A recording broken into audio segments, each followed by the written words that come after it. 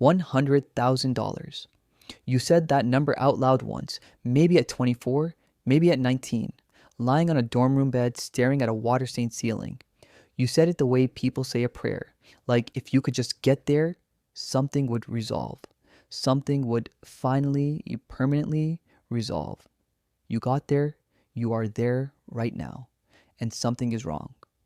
Not dramatically wrong, not crisis wrong, just a low, persistent wrongness that lives in the gap between what the number should feel like and what it actually feels like at 11:30 on a Tuesday when you open the app and check the balance, and the balance is fine, just fine, not growing, not building, just sitting there, treading water, waiting for the next direct deposit to replace the last one. You are making $100,000 a year and you are not getting wealthy. And the terrifying part is you don't know exactly why. This is that reason. Rule 1. A salary is a ceiling pretending to be a ladder. You were told a story. It went like this: work hard, get educated, climb the ladder, earn more, and the earning more is the point. The earning more is where the story ends. Nobody told you what happens after the earning more. Nobody told you that income and wealth are two entirely different games with two entirely different scoreboards, and that you can win one completely while losing the other in total silence. Income is what comes in, wealth is what stays. You are very good at the first one. At $100,000 a year, your take home after federal and state taxes, depending on where you live, lands somewhere between $68,000 and $74,000. Call it $71,000. That is $5,916 a month hitting your account. That number feels like enough. That number is enough for a good life. It is not automatically enough to build anything permanent. Here's what the $5,916 looks like by the time the month ends. Rent or mortgage, $1,800 to $2,400 in most American cities for someone earning at your level. You upgraded when the salary came. Of course you did. You earned it. Call it $2,100. Car payment, $487. You bought something reliable, something that matched a new version of yourself. Insurance, $194. Student loans, $340. That degree that delivered the salary is still billing you for the delivery. Groceries, $480. Utilities, subscriptions, phone, $310. Dinner out twice a week because you work hard and you're not going to apologize for that, $380. Gym membership, coffee, the small daily costs that don't feel like costs until you add them, $190. Total, $4,481. Remaining, $1,435. That $1,435 is supposed to be your future. That $1,435 is supposed to become the wealth the salary promised. And some months it does. You move $600 to savings. You put $200 into the brokerage account you opened last year and check approximately once a month. But some months the car needs something. Some months a flight home is non-negotiable. Some months the $1,435 becomes $600. And the $600 becomes $200. And you tell yourself, next month will be different. Next month is the same month. This is not failure. This is the architecture of a system that was never designed to make you wealthy on salary alone. The salary gets you stable. Stable is not wealthy. Stable is a starting line. Most people think it's a finish line and spend the next 30 years wondering why they never arrive anywhere. Rule 2. Lifestyle is a tax with no deduction. The year your income crossed $80,000, your spending crossed $80,000. The year it crossed $100,000, something shifted in your nervous system. A quiet permission slip got signed somewhere in the back of your brain. You had been waiting for this number. You had been deferring things for this number. The apartment that was fine at $60,000 started feeling like a compromise at $100,000. The car you drove through your late 20s started feeling like a statement you no longer wanted to make. The vacations that used to feel like luxuries started feeling like necessities, like resets, like the least you owed yourself for the work you were putting in. This is called lifestyle inflation. It is so normal that it doesn't have a warning label. It arrives without announcement. It feels like progress. It is the most efficient wealth destruction mechanism available to someone at your income level because it operates in complete alignment with your self image. You're not being reckless, you're being reasonable. The $2,100 apartment is reasonable for someone earning $100,000. The car payment is reasonable. The dinners are reasonable. Every individual decision is defensible. The sum of all the reasonable decisions is a month that ends with $400 left over and a net worth that hasn't moved in 2 years. The math doesn't care about your reasoning. It only runs in one direction. Here is what the decade looks like if nothing changes. You earn $100,000 this year. You earn $108,000 in 3 years after a raise. You earn $115,000 in 5 years. Your lifestyle tracks every increase within 6 months of it arriving. At 45, you are earning $100,000 to $20,000 a year and you have $190,000 in a 401k you cannot touch without penalty and $22,000 in savings and a mortgage on a house that is worth more than you paid for it, but the equity is locked inside walls you live inside. You are not poor. You are not wealthy. You are exactly where the system was designed to leave you, comfortable enough not to revolt, not free enough to leave. The shift. You stop asking how to earn more and start asking where the money goes after it arrives. These are different questions. Most people spend their entire career asking the first one. The second one is where the actual answer lives.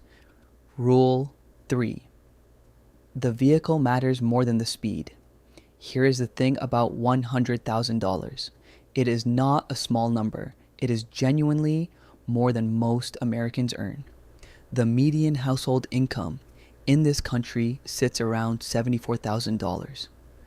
You're above it significantly, and yet the feeling of financial traction, the feeling that something is actually accumulating, that the future is getting structurally different because of decisions you're making today, that feeling does not arrive automatically with the income.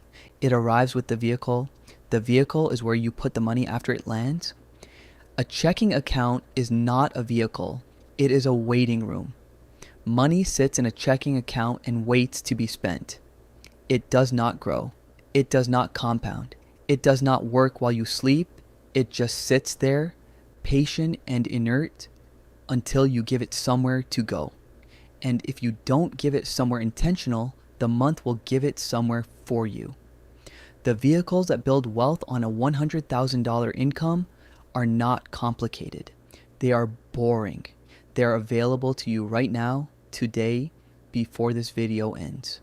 A Roth IRA maxed at $7,000 a year.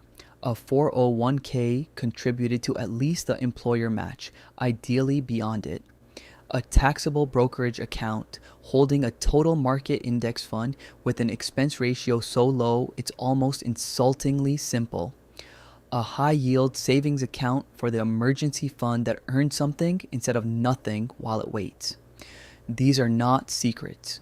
They are not strategies reserved for people with more money than you. They are mechanics. They are the difference between money that moves and money that evaporates. The person earning $80,000 and routing $1,400 a month into these vehicles is building more actual wealth than the person earning $100,000 and routing $400 a month into them. Income is the input. The vehicle is the multiplier.